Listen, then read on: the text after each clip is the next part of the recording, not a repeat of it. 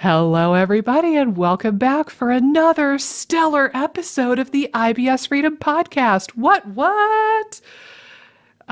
This episode, I'm just going to predict something. I feel like my predictions are always wrong, but I'm going to predict that this one will get fewer views than we normally get, only because it doesn't sound as sexy and it doesn't sound as like, ooh, this is going to have like the magic bullet that's going to make you feel better today. But I think this is a really important episode, not only for any practitioners who might be listening, but also for like the average bear who's listening to these episodes.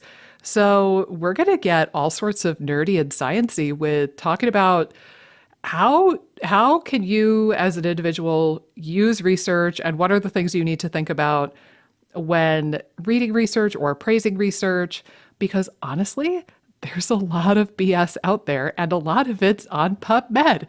There's a lot of very bad quality science, but it is science nonetheless. And if you're not checking out the article a little bit or checking sources, you could easily be duped just because something is on PubMed and it looks super legit. So I felt like this was an important topic. That being said, do you wanna lead us off, perhaps, my sweet? Yeah, no, it's such an interesting topic because I don't know, even like coming out of the COVID era, like the science is like again, everything is like the science. And it's science is heavily debated and every study is going to have like flaws and like pros. So there has to be some degree of critical thinking when you're reviewing scientific literature. And I find sometimes, and you still have to have some critical ear here because everybody has bias, but I love people that can synthesize research really good and figure out, you know, this is the pros of this particular study. This is the limitations that they don't even point out within the discussion section of the study. So again, sometimes having a few people that that synthesize research pretty well is always helpful. And I feel like you're one of those people. So, Oh, ooh, unexpected comp flow here. Thank you. yeah. But, like sometimes it's interesting to listen to those people that are just ripping through research article after research article and synthesizing a bunch of information.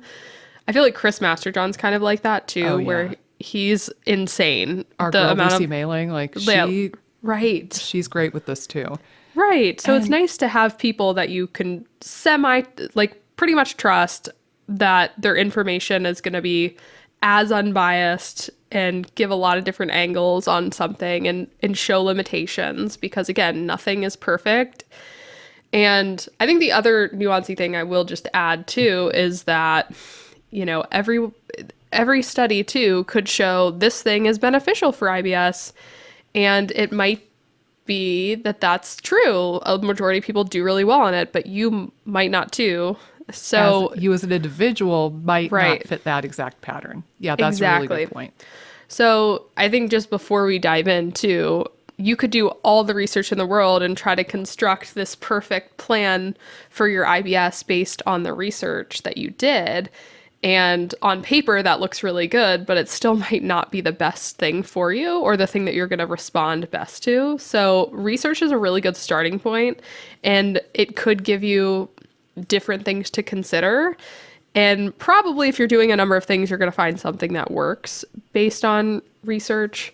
But, there might be a few things that typically work well for people with IBS that don't work well for you. And that's okay. It's not something necessarily to throw in the towel over. It's okay to get frustrated a little bit, but just keep trying different things. You might be surprised what works. And there might be something totally not in the research that's going to help you. Like my client that plays the guitar every day, and that's the thing that she finds helps the most with managing her symptoms. And it's like, there's no studies showing that playing guitar helps with IBS. So I'm so glad you started with that because actually I was going to say I want to zoom way out. That was going to be my first big takeaway is that the beautiful thing about science is that it's never done. right. Humans will have interesting questions about the world for the rest of our existence. If our species survives all of the shit we're doing to this planet and we survive Right. another, couple thousand years, we will continue to have mysteries and questions and interesting debates, and nothing is definitive, nothing is concrete, yes, no. And that's the beauty and the frustration of science. Because I know, again, going back to like OCD-ish stuff and anxiety, like you want the concrete, you want the certainty, you want the proof. But I feel like part of being a good scientist is knowing that there is no such thing as 100% concrete proof. So that to start off with. But just because we don't have research on something right now doesn't mean that it doesn't work. And that also doesn't mean that it won't be researched down the road. Like, I'm just going to throw out a random thing. Just because we don't have research stating that Lactobacillus plantarum is beneficial for fungal toenails, that doesn't mean it's not. Right? Like if you have had an experience where you took that probiotic and then miraculously your fungal toenails cleared up, you might have just discovered something that nobody else has thought about or nobody else has thought to research. That doesn't make your experience invalid, and it doesn't even make the hypothesis invalid. It's just maybe we're at a point in human research where we have yet to not only ask that question, but have like a scientist ask the question and then receive funding. Do you guys know how hard it is to get funding for research? Oh my God, it is bonkers. My husband was in research for a little bit in grad school. My mom is in research administration for like her career. It's wild, the hoops you have to jump through and like who gets funded and who does not. So even if a scientist has thought to ask the question, whether or not they receive funding is a whole different matter, and then that dictates whether the research gets done. Then once the research is done, they have to get published, and that's a whole nother thing because there's a lot of research that's conducted and it just never makes it into the big journals for various reasons, probably some of which are political. I know, do you know Kelly Brogan? The psychiatrist. Yeah, like the functional psychiatrist. I remember when she wrote her book and she was making a big splash on all the podcasts and she was interviewed by like Marie Forleo and all these people online. I remember one of her talking points that she brought up over and over again in these interviews was that, when she was trained as a psychiatrist, as an MD, she just was told that SSRIs work the certain way and they're X amount effective. And they show you the research showing that SSRIs are effective. And she just, went with that. But when she actually researched it, she found that there was an equal number of research papers showing that SSRIs are no more effective than placebo. But very, very few of those research articles actually got published. Yeah. Versus, I think it was 100% or nearly 100% of the articles showing a benefit of SSRIs over placebo, like all of those got published. Right. I wonder why.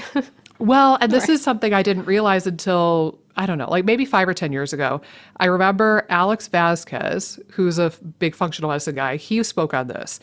And he pointed out, he's like, you don't realize how much like politics, if you want to call it that, and money is involved with research. So he was saying, for example, if you want to get your article published, say in JAMA, not picking on JAMA, I'm just going to pick like a big name. If you want to get your thing published in JAMA, but you're showing that PPIs are dangerous or PPIs are ineffective, the likelihood of getting published is very low because what happens is JAMA and these research, what do you call them? Not papers, journals. The journals make the most money off of pharmaceutical companies buying up a ton of their journals and then distributing them to doctors. So as an example, if Amy here conducted a study saying that rifaximin is the cure for literally all of human ailments and it's the best thing on planet Earth, I mean, that seems up your alley, right? Obviously. Oh, yeah, totally. If you conducted that research, the people who make rifaximin would then go to the journal and say, hey, can we please purchase 500,000 copies of JAMA? Because we really want everybody to know about this. And we're going to then send all of those copies. We're going to have our sales rep army go out to all of their doctor's offices and give them a copy of JAMA with that article, dog-eared or bookmarked, so that we could draw attention to that article saying our drug is the best thing in the universe. That's where the journals make the majority of their money. And so they know that they're going to get more opportunities like that if the research is favorable for pharmaceuticals. So it is what it is. But this is turning into very Bummerville conspiracy theory stuff. I want to keep it more practical than this, but I guess I just want to say, just because research has yet to come into existence or is not yet published, that doesn't mean that a hypothesis is invalid, because realistically, some things just will never make it to publication based on the current system we have. And this is what we're dealing with. Yeah. And I like that we're acknowledging this too, because, it is helpful to go down to see what the conflict of interests are within a specific piece of research, and understand who is delivering you. The research article could make a big difference in terms of what the research is showing. Yep. So just acknowledging that that's there, and that doesn't mean all research is biased and all research is political, but you do need to pay attention to that when you're analyzing the quality of the evidence within the article or the research. So it's just something to keep in mind. It doesn't mean like, oh my God, there's so much, flawed science everywhere. It's more just keep a little bit of a what do you call it? A bull shark radar up. Yeah, I call it, bull shirt. Like The Good Place. Oh, yeah, The Good Place. But yeah, just keep a little bit of some hesitancy. Take it with a grain of salt is another way to say this. Right. Like, so I'll give you a really concrete example from the SIBO area. Dr. Pimentel, who's great and very smart, and he's done so much for the SIBO community, and I'm not like intrinsically knocking the guy, so don't come after me. He works for the company, or he gets some funding from the company that makes rifaximin. So it's really not surprising that a lot of his messaging is rifaximin this, rifaximin this, rifaximin this, and his research tends to be heavily focused on rifaximin. And this is maybe getting slightly more tinfoil hatty. Also, he's one of the main advocates for the use of lactulose SIBO breath testing, which now we know horrendously overdiagnoses the condition. Like 88% false positive rate. That's 88% more people that you could give rifaximin to, Amy. That's good money right there. And he's also one of the main driving forces that's pushing the research towards lowering the cutoff for aspirate testing. So instead of, 10 to the fifth, which is where it was at for a really long time, he's one of the main driving forces trying to lower that cutoff to 10 to the third. That's a lot more people that you could give rifaximin to. And I'm not saying that this is even intentional or conscious on his part. I'm just saying it's all pattern recognition, right? Like, you see a guy who receives a lot of backing from or employment from the company that makes the drug, and then you see a lot of his work fueling the prescribing of that drug and creating opportunity to prescribe that drug more, and it all kind of makes sense. So there's stuff like that. Even, you look at the North American consensus on breath testing. The vast majority of the people, I forget how many off the top of my head now, but the vast majority of those people are funded or tied with the company that makes rifaximin or some of the companies that do breath testing like Commonwealth Labs. But here's the messy part. Is that intrinsically a bad thing? Right? Because the whole point of doing the American consensus on breath testing is to have the the country's leading experts in the area of breath testing. Like, you want the leading experts in this arena to be making the decisions and coming to a consensus. The American consensus on breath testing wouldn't mean anything if you just found 7 random dudes from your local 7-Eleven and asked them what they thought about breath testing, right? Like, you want the experts. And of course, it's going to be the experts who are doing a lot of the research and are receiving funding from pharmaceutical companies and who also happen to work for the pharmaceutical companies or lab companies. So I think it's a little bit of both. Like, on the one hand, there's definitely the potential for conflict of interest, and you really have to take it with a grain of salt. But on the other hand, it's like, well, do we want other people sitting in on this consensus and coming to the consensus anyway? Like, maybe they are the best people for the job, and we just have to deal with the fact that they're going to be a bit biased. I don't know. Yeah. Yeah. I mean, I agree. You just have to, and I think sometimes the quality of the study too, just if you read enough research, you can glean a bit about the quality of the research too. And you can start to see, where could have some errors lied and things like that. But yeah, it's so important to be aware of the conflicts of interest and take whatever research is being done by someone with a conflict of interest, maybe again with a grain of salt. You could still maybe glean some information from it and test out the hypothesis within yourself if it's like low risk or something. Again, you always have to just assess different things. One other thing I do want to talk about before we jump into the research too is it goes back to this idea that, there's so many questions that we haven't really totally sussed out in the research, and we probably never will suss out all the questions we have. Science is not finished. It goes along with that idea. But as a provider, there are situations too where we can glean, I have a lot of people responding really well to this thing. And we might be able to theoretically say, well, it's probably helping with this. Well, and we know how this works. We can basically use our understanding of biological systems and that kind of thing to help guide the work that we do with our clients. And that is still super valuable. So you'll have some people coming at the other extreme saying, I want all evidence-based things. And, evidence-based supported by research might be different than evidence-based supported by, theory and kind of understanding how digestion in the body works and understanding, what might work specifically for you or what has worked in the past. I mean, I think that there's still a lot of value in anecdotal evidence as well.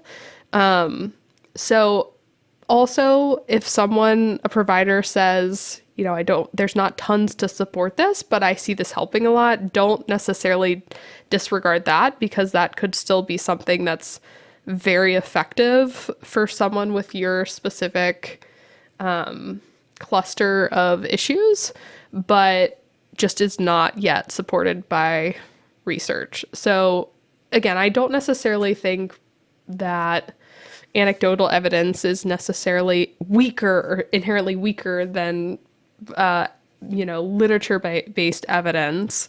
It's just different. Yeah, it's just different. That's a good way to put it. But I did want to throw that out there because, again, sometimes I'll have clients that are very much, do you have research articles on this particular thing? I'm like, no, but I just see this helping for constipation or whatever it is. Same thing with, again, the lady that I was describing where it's like guitar helps her more than anything. And, in theory, guitar brings her joy, which could affect her vagus. Like you could construct a hypothesis of why that's helping and get more evidence through working with more people that, things that bring people joy are probably going to help with their digestion.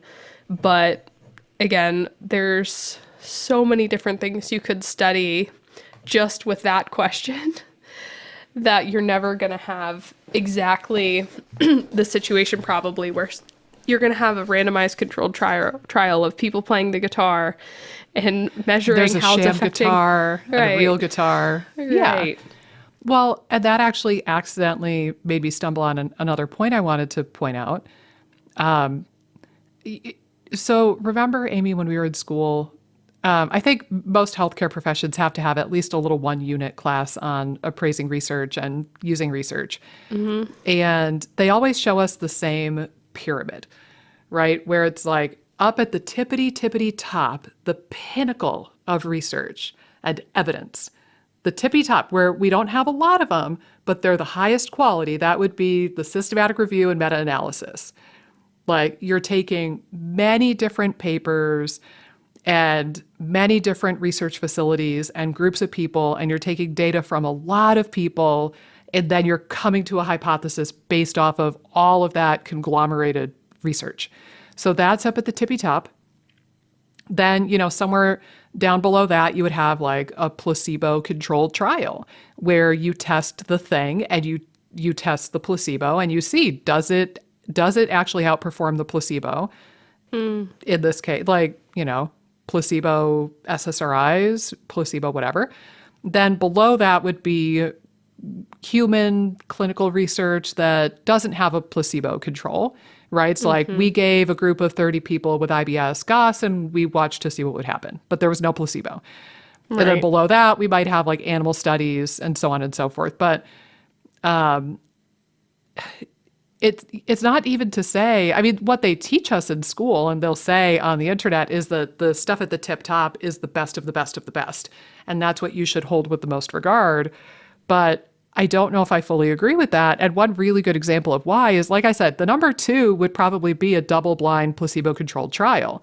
Well, there are just some things that are really, really hard to study with a placebo because if you're eating broccoli or fake broccoli, right? Like, there's no placebo broccoli. I mean, so nutrition. Yeah, nutrition is a whole can of worms because, I mean, it's interesting. Even something like saturated fat, and again, for some people, this is so nuanced. For some people, again, having a high saturated fat diet is probably not great. But when you're looking at people who eat more saturated fat, and this was maybe like back when fat was really promoted as being bad. So like in the landscape, people that are eating a bunch of higher fat foods probably are going to be less interested in their health. So they probably are going to be not moving as much. And again, this is stereotyping to some degree. In generalizing the selection bias. Right. So you're having people, and these are more in like correlation-based studies that you'll see, or like correlation-based things where they say, oh man, the people that ate a lot higher saturated fat had way more heart disease or way more these diseases, but there's so many confounding variables, like again, just the landscape of the culture they live in that are really affecting the actual correlation that's happening. So nutrition in general is just, it's a super hard area to study. And again, like it is interesting, just again, whatever you think of Weston A. Price, but that whole group where they just went and looked at different cultures and what they ate. And again, what they sort of found from anecdotal, just like observing type evidence is that people ate a bunch of different stuff, and most of the time they didn't have disease. If they were eating primarily whole foods, they could be eating wildly different percentage macros and wildly different things. Like the whale Inuit blubber versus practically vegan versus practically carnivore.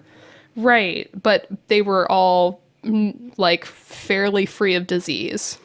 So it's it's crazy. There's so many factors that you can't really assess. Yeah. Well, and again, I think just you can't acknowledging the blind limitations. things either. Right. Yeah. Well, similarly, I'll throw out another one. Chiropractic. It's really hard. I mean, they try. There is such a thing as sham chiropractic studies, but it's really hard to do a sham version of chiropractic or like a placebo version of chiropractic. Because So what are you going to do? Like the Right. chiropractor, like if I as a chiropractor palpate your neck and I assess that C5 is out of place, do I then make the conscious decision to adjust C7 instead of C5? Right. Right? Like, am I going to intentionally move a bone out of place and leave the other one alone just for the sake of a sham? Like, that just seems intrinsically not good. Like, that's potentially harming the person. So there, just realistically, there are some modalities and some treatments like nutrition that are just really, really hard to study in a placebo-based controlled trial kind of situation. But again, it's if we view research from the model of how a lot of us are taught in school, here's the pyramid, the best stuff is at the top, the good stuff is in the middle, the like nobody really cares about it stuff is down at the bottom, and we need to focus most of our effort on the stuff at the tip top, we're potentially leaving out a lot of good quality evidence. And I think you're right. Clinical evidence is still evidence. And honestly, I think that it might even be more important Mm. because then it kind of gives you some space for not only the science, but the art of Yeah. helping people. Yeah, it is really funny that you're talking about this. Because there's some dietitians that I actually really like on social media, but I do disagree, and I don't want to name names, but I disagree sometimes with some of their posts where I specifically remember one dietitian posting a bunch of different things that could potentially help the gut, and they're saying which ones are evidence-based and which ones aren't. So they're eliminating these things that I'm like, well, that could I've seen that be really effective for a lot of people. Are you just eliminating that as an option because there's Yeah. no concrete evidence? Again, I do think that there's a limitation for how to use research, and some people are very dogmatic about they Yes. won't use certain things unless it is supported by a lot of evidence. And I will say some people might their hands might be tied if they do work for a practice or something and they need Yeah. Or a hospital. right, they require a degree of proof from an evidence-based source. But That's a good yeah. point.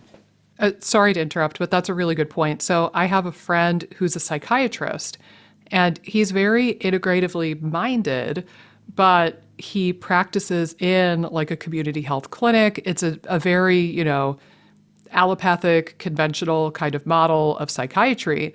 And he's told me before that their clinic or their system or whatever, if he wants to recommend an herb or a supplement, he has to include the link to the PubMed research article in the notes. And it has to be a human based trial. It can't be like an animal study or a petri dish study. It has to be a good quality, like medium to large scale study where they looked at that intervention in human beings for that exact purpose. So I'm going to make something up.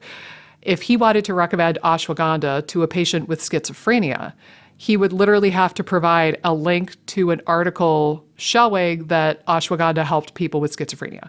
So that's such a good point that I wasn't going to stumble on, but I'm glad you mentioned it. Like the people who work for clinic systems or hospital systems or universities or teaching hospitals, like that's going to be potentially a group of people who come off as not as open-minded because their hands are quite literally tied. And again, Yeah. some people just are dogmatic and they kind of get their head up their butt about this stuff too. So there's also Well, room for that conversation. well, and what's this is also just something to think about too, where you have some people that are very behind the research, and that is, I think they say it takes about 17 years for research to get into textbooks. I mean, hopefully it's speeding up now. I'd hope so. We Just pray. with technology and the internet and things like that. But yeah, I mean, sometimes too, people just aren't as hip to the research as well, or you know, they're waiting around till something has more evidence from a research standpoint. Or or they have a reason to not acknowledge something. Like, again, I'm gonna throw this poor guy under the bus. I don't want this to turn into the anti-Pimentel episode here, but one that drives me absolutely bonkers with him is that he continually goes on webinars and does interviews where he keeps perpetuating this model of, well, you already have too much bacteria, so therefore you can't take probiotics because the probiotics just add more bacteria and that's going to make SIBO worse. There is zero evidence, zero good quality evidence that that happens. We could talk about the D-lactic acidosis study from like 2016 or so another day. There were some holes in that research, in my opinion, but that has virtually never been proven. And there are so many studies showing that probiotic supplementation helps increase eradication rates with SIBO compared to placebo, to a point where there was, I think it was either 2019 or 2020, there was a meta-analysis on the use of probiotics for SIBO specifically. And still to this day, as of, I listened to a webinar of his a couple months ago, still to this day, Dr. Pimentel says probiotics do not help SIBO. They'll make SIBO worse. You can't take probiotics. Are you out of your damn mind? My words, not his. Oh my God, it's going to add bacteria on top of bacteria and make SIBO worse. And that is literally the complete opposite of what the research says. And again, like, we don't know the guy. And I'm not going to pretend I do. But, on the one hand, maybe he doesn't know about that evidence. I personally find that hard to believe based on his accolades and how big he is in the SIBO community. Or again, like tinfoil hat going on again, is it because his interests lie in prescribing rifaximin and not necessarily in the use of very cheap, hardly funded probiotic supplements? Right. I don't know. I mean, I'm going to get so much crap in the comments of this episode. I can see it now. That would be so terrible. But honestly, like, again, it's pattern recognition, people. You see one thing that makes you suspicious and you're like, oh, okay. And then you see another thing and you're like, And then you see a third thing and you're like, And after a while, you'd be a fool not to pick up on this stuff. But let's get off of poor Dr. Pimentel, as that lady once called him in a seminar years back. I wanted to share, I'm going to put a bee in our bonnet for a moment. Can I just say that systematic reviews and meta-analyses are not always all they're cracked up to be? You can let it rip. I'm here for it. Thank you. Amy gives me permission, people, so we're going to go there. So this is a really great example of this. I stumbled on this paper when I was working on SIBO Hero, my healthcare practitioner course. And I was kind of excited to come across this study. I thought, ooh, what a juicy sounding thing. I can't wait to include this in my course. And it is titled Methane Positive SIBO in Inflammatory Bowel Disease and Irritable Bowel Syndrome, a Systematic Review and Meta-Analysis. This is from May of 2021, so it's still relatively fresh. And I was like, ooh, boy. And I remember one of their takeaways was that methane SIBO, or let's just call it EMO and be done with that. They said that EMO is actually, no. Hold on. I'm going to rewind. I'm still going to call it methane SIBO because that's what they said in the article. And this does change things. They said methane SIBO was far more prominent in ulcerative colitis patients than Crohn's disease patients. And I believe, if I remember correctly, they said that methane SIBO was more prominent in IBD than even in IBS. And I kind of like sat back and read that and I was like, huh? That doesn't make any sense to me. Because if you know a damn thing about IBD, particularly ulcerative colitis, it's that those people virtually always have diarrhea, usually mucousy bloody diarrhea. And methane production usually makes you constipated. So I'm looking at this and I'm like, these two things don't make sense together. Right. Why is this the exact opposite of what I expected to find? So what I did, I checked their sources. I went and I looked at there were two articles that they referenced when they had that number about ulcerative colitis specifically. And I went and I looked at them. I forget what one of them was, But the main paper that they cited, are you ready for this? I probably ranted about this to you at the Yeah, time. I feel like I remember but this, but yeah, I'm hit going me. to tell the people anyway. This is for their benefit, not yours at this point, Amy. The article that they referenced when they said you see people have a whole ton of methane SIBO was a paper from 1987 titled Factors Affecting Methane Production in Humans, Gastrointestinal Diseases and Alterations of Colonic Flora. And you know what they did? They were just looking at a single breath sample, and the only thing they were looking at, they were saying, all right, do you produce methane? Yes or no? That's the whole study. And they did find that a fair amount of people with UC produced methane. I think it says right here, 31.4% of UC patients produced some methane in the study. But that's different than SIBO, right? Right. A single methane breath sample, that could have been coming from the colon. It could have been coming from the small bowel. It could have been coming from the mouth, like from Jason Harverlack's Right. research. Lord knows where that was coming from.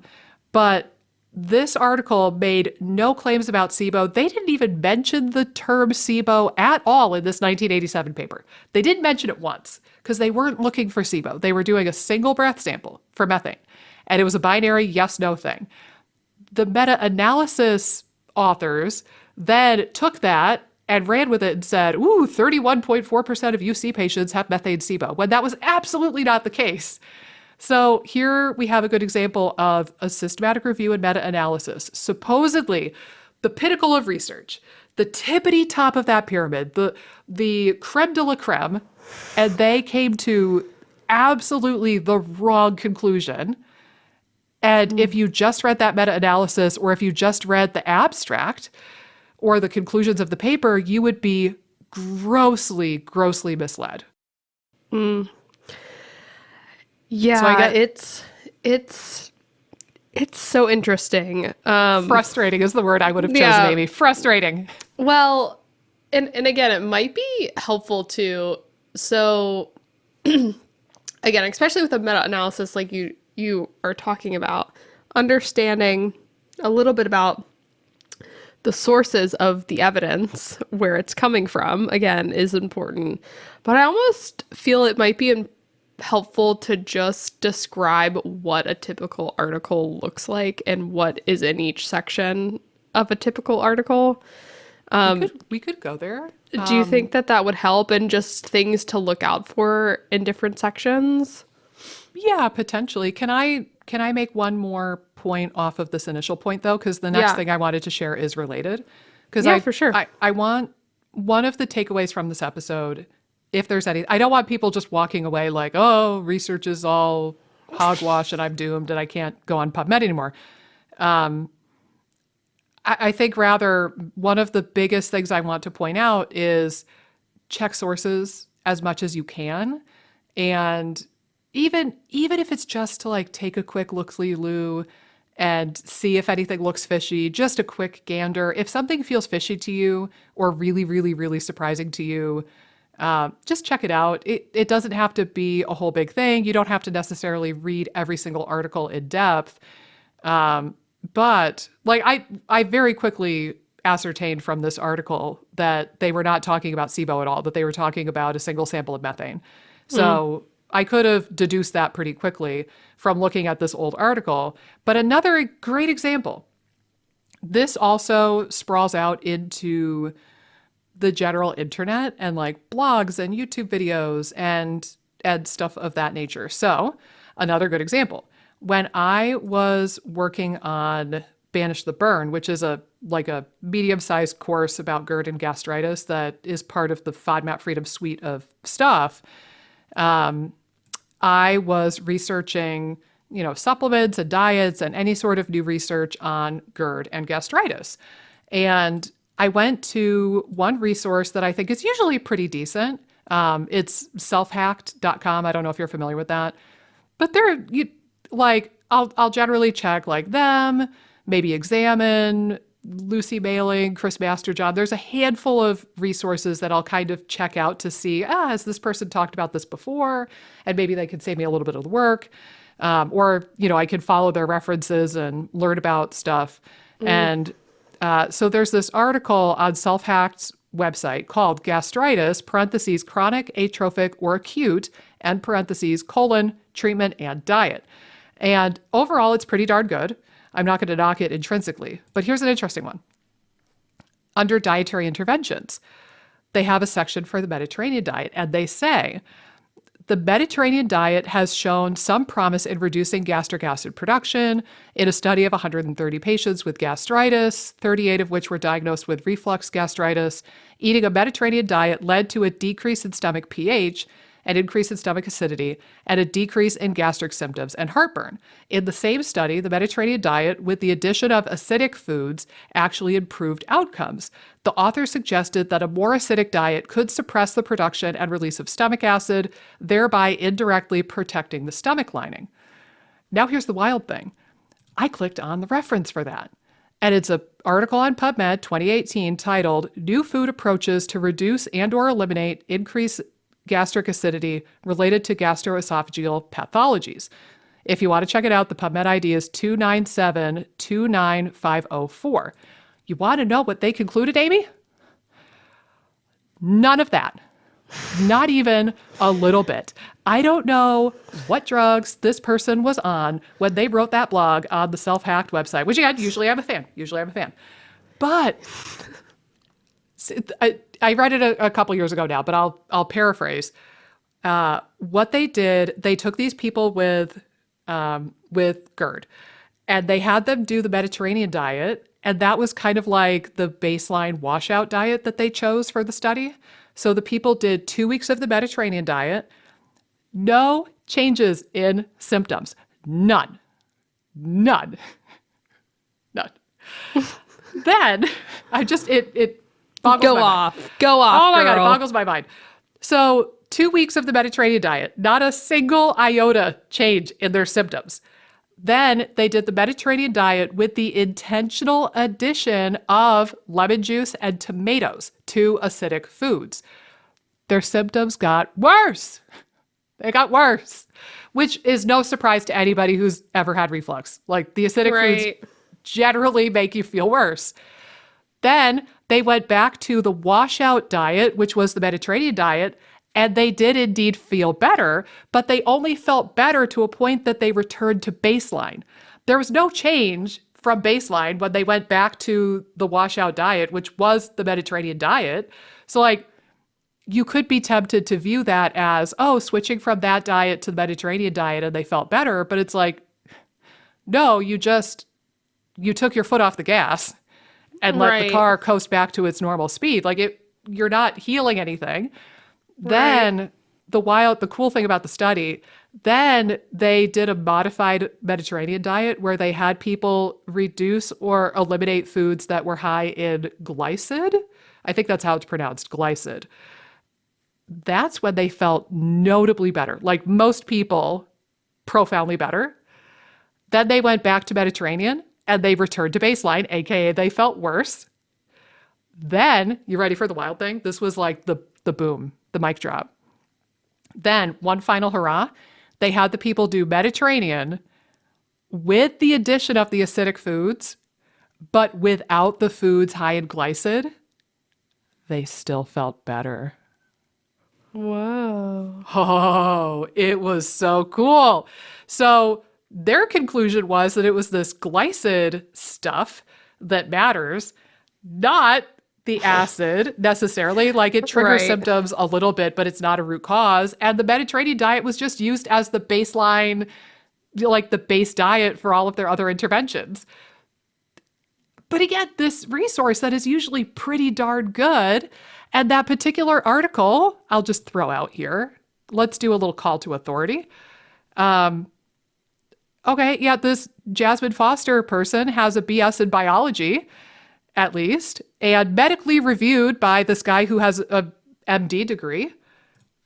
Again, conclusions and statements drawn from an article that in no way, shape, or form drew those conclusions or showed that in the research. So again, just... Well, yeah, that's like the headlines that are like, so wild, out there. I don't know. I can't think of one off the top of my head, but it's all like the sensational I articles. can think And of when you, one. yeah, think of A one. I glass can't of think of red one. wine a night is just as good as going to the Right. gym, new research shows. Right. No, it's not.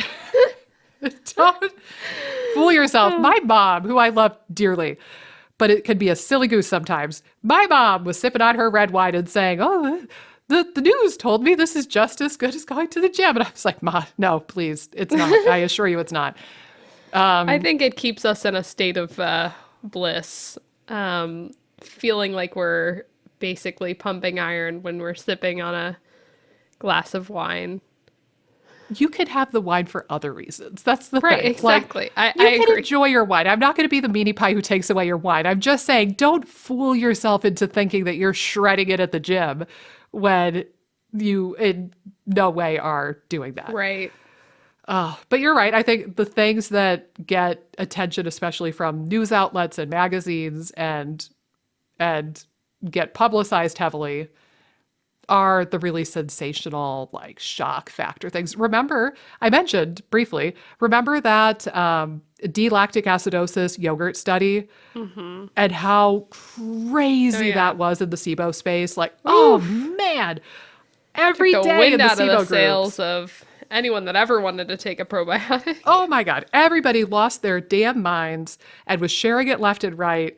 And I think I was the only person at the time who read the actual research study and was like, like there was some really neat, like on the one hand, it was well designed up until a certain point. But one of the big beefs I had was they never retested the people for SIBO. Yeah.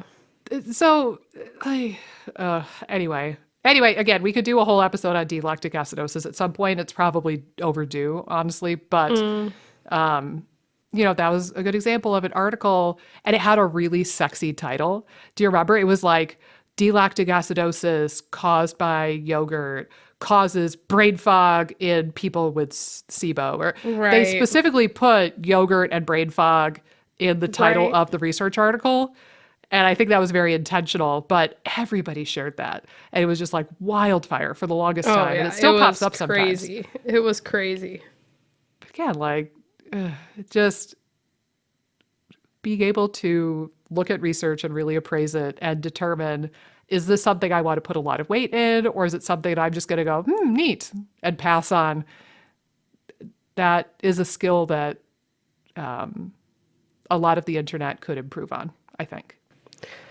Yeah, and I mean, in terms too on the degree of which you should research is also just an important question as well, because sometimes I see my clients over researching, and maybe even just opening it up as a conversation with whoever your provider is. I mean, I'm probably a regular GI doc is not going to want to talk about research with you, but if you're working with a provider that you can spend a little bit more time with, you know, if you have some articles that you're reviewing or whatever, and you want their take on it, or you want to discuss it a little bit more and how, to what degree it is helpful for your case, I do think using research in that way is more helpful than just going totally off the rails and researching a million things all at once.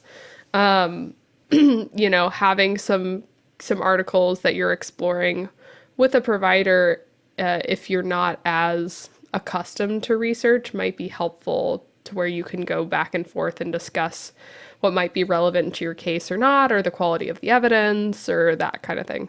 Yeah, like somebody who's maybe a little bit more skilled at this than you are.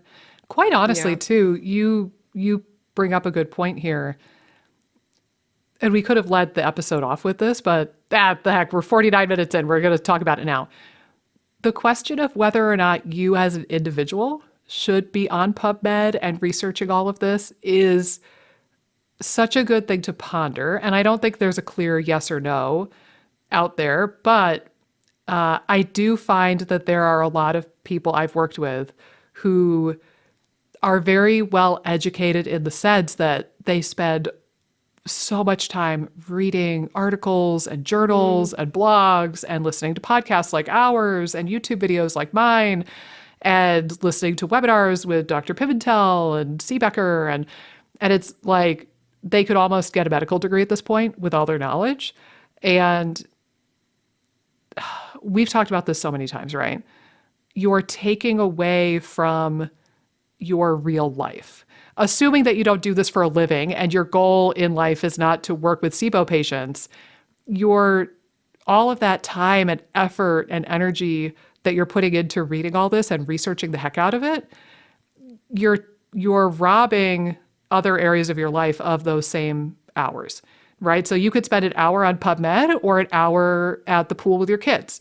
You could spend an hour on, listening to Dr. Pimentel's new SIBO webinar, or you could spend that hour laying out in your backyard and getting some sunshine and getting a little bit of a tan. Which are you going to choose? So that's a real conversation. Honestly, a lot of the time, when I kind of sense that about people when they first start working with me, like they're the person who's down the PubMed rabbit hole all the time, I will often tell them, why don't you give that to me? Like, let me take that burden from you. And I'm going to like put it in my pocket right over here. And I'm going to carry that for you while we're working together. You don't need to be stressed out with hours and hours on PubMed. And it's not to say, just believe me because I'm right about 100% of everything, but it's like, let's see what happens when we take that stressor off your plate and give you some of your life back and some of your energy and time back. And I guess in some way I am asking people to put faith in me to some degree, and like faith in the fact that I'm up to date on the research and I'm keeping up with it enough that they no longer have to. But it's a big problem, I think. And I find too that a lot of my researchers, and in some ways I relate to them a lot because I was an over researcher myself. And I think in general, I tend to really I have a very curious mind. So there was already probably more of an inherent interest in something like research than someone else, but I definitely went overboard and it sucked way too much time and energy than it should have. But a lot of my clients that are like me and are researching probably more than they should, they're also getting way too nitty gritty a lot of times, where they're so lost in finding links to some issue they're having. And they're so focused on finding like weird nitty gritty answers that they're missing huge components of their case. Like maybe they've lost 25 pounds or something, and they're still researching a ton and like, what I need to do this. And it's like, you just need to focus on your diet. Like, it's not even time away from kids or things like that. They could be spending more of that time and energy on doing some of the things that could get them results versus just researching about it and trying to lay out this perfect plan and connect all the dots instead of just doing the things and seeing what works and then adjusting. So yeah, I definitely feel too that if you take the research too far, like you said, it pulls you out of living. It also pulls you out of actually doing the things that might help you improve. And you just miss the forest through the trees some of the time. I think I have a good way of describing this, actually. I've just got here we go. I found the visual we need. So the people on YouTube will once again get the real experience. All of you audio only people are going to miss out on this. It makes me think of this meme. Oh my God. Right? It's probably blurry, but it's the picture from It's Always Sunny in Philadelphia, where Charlie looks like a crazy person. And he's got all of these papers and like strings up on a board. And he's like, like just trying to convince somebody of something. I forget the plot line from the actual episode, but I feel like oftentimes researching for people turns into that, where it's like they have 800 PubMed articles saved, and they've listened to 900 webinars and 57 podcast episodes, and they're like frantically trying to connect the dots and make sense of it, and they're looking at these obscure, detailed pathways. Like Right. they're thinking about like methylation and MTHFR, Right. but meanwhile they're just not eating enough, or Right. their sleep is shit, Right. or they have some toxic relationship that's making them 10 out of 10 stressed every waking moment of every waking day. And it's like, those are the things that would actually change your physiology. The hell with MTHFR Right. and, all of the biochemical pathways that you think are so important. Like, you need to get out of that and just go back. Again, it's go back to the unsexy basics. It's what we keep saying in every single episode. You need to go back to the things that don't seem glamorous. And I swear to God, they work. You just have to Yeah. believe us at this point. 100 Yeah. No, 30 some odd I episodes in. 100% agree. Yeah, and maybe even having, if you are someone that's pretty wrapped up in the research, having some sort of boundaries set up for yourself. So maybe you can listen to like one podcast or a couple podcasts a week. Hours, obviously. Right. Just ours. Just Just ours. So just listen to our podcast and then, Nothing else. yeah, nothing else we sound like whatsoever. such jerks. I know. Just kidding. But like, maybe you can do like an hour of independent research and listen to an hour podcast each week or something like that. Like you could maybe put some parameters around it versus just wild goose chasing it. I feel like I remember, a lot of my free time when I worked and was struggling with, well, I work now, but when I worked as an analyst, if I had free time, I'd be, oh my God, I just need to listen to one more podcast versus why don't I just go talk to a coworker and like have some fun and have a fireside chat at the water filler upper thing, that would Water be cooler, Amy. Are you that far removed from office life? the water cooler. There you go. So, I mean, I like what you said. Every time you are researching, it could be pulling you away from something else that might be frying your more damn vagus beneficial. nerve. Yeah, for your health. Well, and I'm going to point out a link here, and I know that you're aware of this, but again, it's for everybody else's benefit at this point. You could kind of treat it like OCD in a way, Yeah. right? Yeah. Like if your obsession and compulsion is to research the snot out of everything, and you need that certainty and you need to know and you need the research and you're just looking for that one holy grail and oh my God, you're going to feel better tomorrow. Oh my God. If that's a flavor of OCD for you, then doing what we just described is kind of like treating the OCD, right? Because it's what is it called again? It's not a challenge test. An exposure? There you go. Thank you. It's an exposure. So it's going to feel uncomfortable when you tell yourself, hey, you're not allowed to, I'm going to slap on the wrist, right? Like you're not allowed to go on PubMed right now. You've already done your hour for the week. That's going to feel uncomfortable. And you're going to feel like, but I need to research more. I don't know the things yet. But that's okay. You will get more comfortable with that the more you practice it. You're doing exposure therapy for a very OCD-ish thing. Yeah, it's almost a good litmus test too. The degree of which you're uncomfortable taking a bit of a break or reducing the amount of research that you're doing is probably a good litmus test as to if you have a disordered sort of relationship to the amount of research that you do. Yeah. So no, if hearing this right now, you're like, okay, I'll just stop today. That's fine. Good idea, guys. You probably don't have a lot of OCD-ish stuff. Right. But if you're feeling kind of panicky at the thought of not researching as much, then that is, I agree. I think that's kind of an indicator that you've got some OCD-ish stuff going on with that. Mm-hmm. I had one more thing I wanted to share. I know this is kind of discombobulated at this rate, but I want to Can I say one more thing about the OCD thing? I swear to sure. God, Yeah. I get more comments about our OCD episode. I don't know if you have before, and maybe it's because I was the one with the OCD, but I swear to God, I've had probably 7 or 8 clients be like, whoa, I listened to that episode and it's definitely me. Okay, I yeah. got off a call today with a client who was doing Jenna's master classes and really, really enjoying them. But yeah, I think it's a really good episode. If you haven't listened to any of the OCD, I think they're episode 104 and 105. That sounds correct. I intentionally named it sneakily to Yeah. trick people into watching it. It's titled something like "You Might Have This and Not Know It." Totally try to bait you into that one. Right.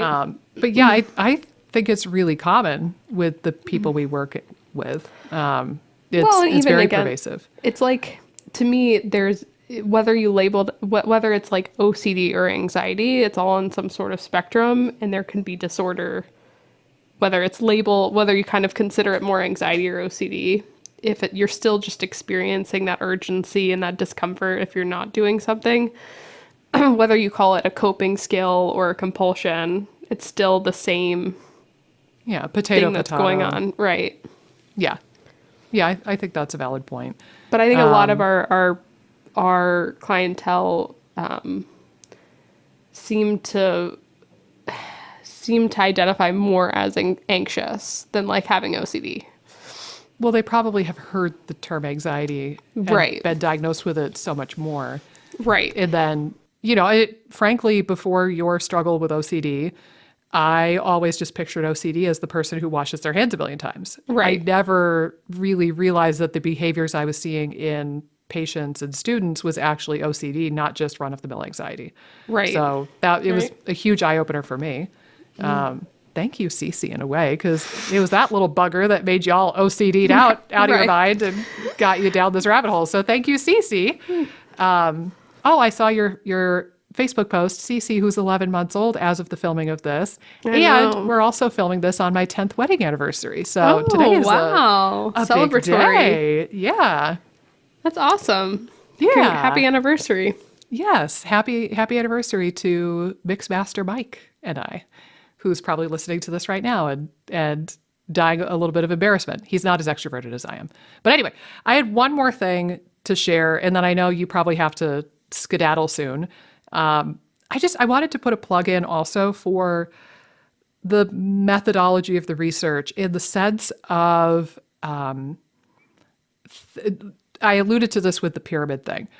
Human research where they have a human ingest the thing, like the probiotic or the herb, and then we're comparing that with a placebo, like that's pretty high level stuff. Also, ingesting the herb and not comparing it with the placebo, that's still very valuable research. But what gets really weird is when you get into petri dish studies, animal models, and sometimes you see even weirder stuff where they will like take an herbal extract and inject it into the body of the mouse or the human. And I want to yeah. put a plug in. If you see a research article where they are injecting like a ginseng extract into a mouse or a human, that is very likely to have no bearing on real human physiology. I don't know why that sort of research is even done, to be quite honest with you, because that's not how these things work.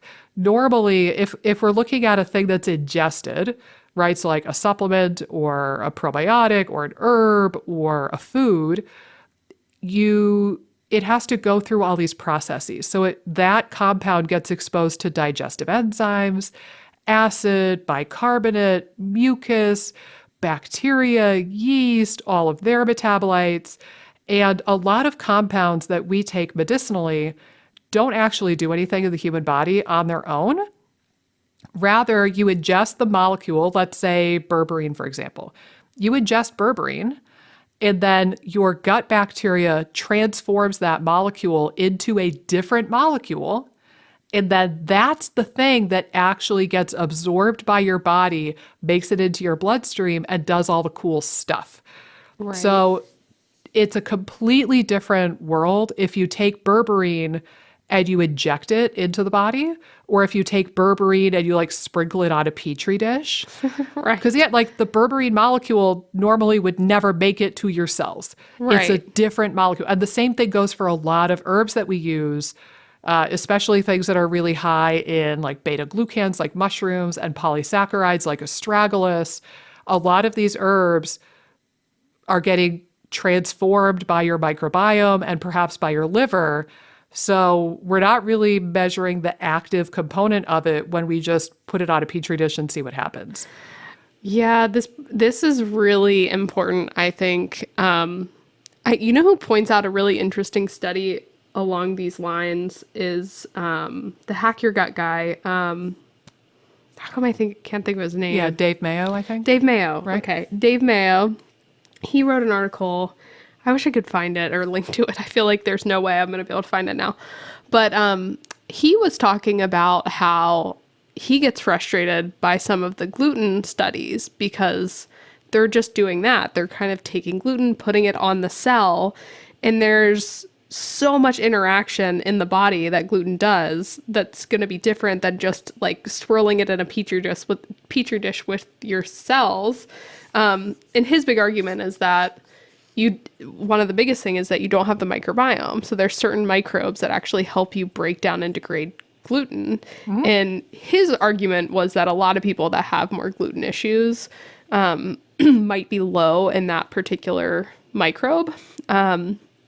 And that is leading to, so he wasn't arguing that there isn't some people that have issues with gluten, but just that some of these studies that are saying, it's like inherently inflammatory. Look at what it does in the petri dish. Yeah, it's shoddy research. Right. So he, again, was just arguing that, which is a really interesting and important point. What happens physiologically in the body is going to be way different than you just throwing gluten on some cells in a petri dish.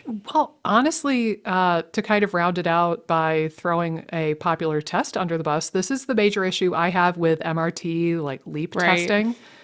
The basic, and I'm going to totally butcher it, but we're cramped for time here at the end. Basically, they take a blood sample and they isolate some of your white blood cells, and then they expose those white blood cells to a food antigen like gluten or soy or corn. And then they pass it through a filter, which basically, if the cell puffs up and gets bigger, it won't be able to pass through the filter as readily. So they're basically fishing for, did the cell puff up and get bigger or did it not? And if the cell puffed up and got bigger, they deem that as a reaction against the food. And if it didn't puff up and get huge and it was able to pass through the filter, then they say that you're not reactive to that food. And it's like, well, first of all, that's not necessarily how the immune system always works. Like, you can have an immune reaction that has nothing to do with the size of the cell. You could just squirt out a bunch of cytokines and stuff, and that doesn't necessarily change the size of the cell. But also, that's not how digestion works. You normally, like gluten, you would chew it and break it down mechanically. Then it gets exposed to salivary amylase in your mouth. Then it goes down the tube and gets exposed to a ton of acid. Then it gets exposed to bicarbonate and bile and pancreatic enzymes. Then the brush border enzymes. Then the microbiome, the mucus. Then the part of the immune system that sees that food antigen is the dendritic cell, which they don't float around in the blood, just by the way. Like, they're looking at neutrophils and lymphocytes and stuff. But the dendritic cells put their little arms into the gut and they're sampling these food antigens, and then they are relaying a complex message to the rest of the immune system, telling them if they need to react or not. So taking white blood cells out of your blood, putting them in a machine or a petri dish, and then exposing them to raw food antigens that are not digested and not exposed to the microbiome is the dumbest thing I've ever heard. But lots of people like this test. I'm going to get shit for that. I know you've got to go, though. So at the risk of ending this one awkwardly and abruptly, what's the cartoon? That's all, folks. Oh, my God. Put a bump.